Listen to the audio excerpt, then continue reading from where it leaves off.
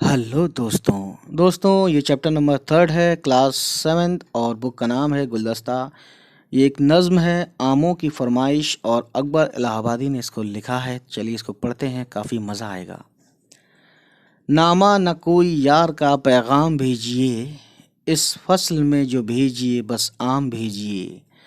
ऐसे ज़रूर हों कि उन्हें रख के खा सकूं, पुख्ता अगर हों 20 तो 10 खाम भेजिए। मालूम ही है आपको बंदे का एड्रेस, सीधे इलाहाबाद मेरे नाम भेजिए।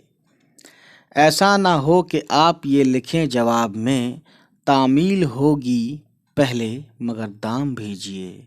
सो गाइस कुछ वर्ड्स हैं इसमें, जैसे कि मान लीजिए नामा यानी कि नाम, और पैगाम बोलते हैं मैसेज। इस फसल यानी कि वो जो मौसम होता है ना, फसल होती है। और जैसे इसमें एक वर्ड आया है पुख्ता बोलते हैं पके हुए, खाम बोलते हैं, है ना, लिखा ना 10 खाम भेजिए, यानी अगर 20 पके हुए हों तो 10 कच्चे भेजिए ताकि उसे रख के खा सकूं, है ना। और बाकी तो इसमें कोई नहीं है। और ये इलाहाबाद इसका नाम प्रयागराज हो गया है, सच सुना है मैंने। और इलाहाबाद ये कम से कम 150 साल लगभग पुरानी है ये, है ना, कहानी। ये नज़्म जब लिखी गई थी तो इसीलिए इनका नाम अकबर इलाहाबादी आज भी है ना। तामील होगी यानी कहते हैं काम जब होगा पहले मगर दाम भेजिए, यानी दाम ऐसा ना कह दीजिएगा कि जवाब में कि भैया पहले दाम भेजिए तब मिलेंगे।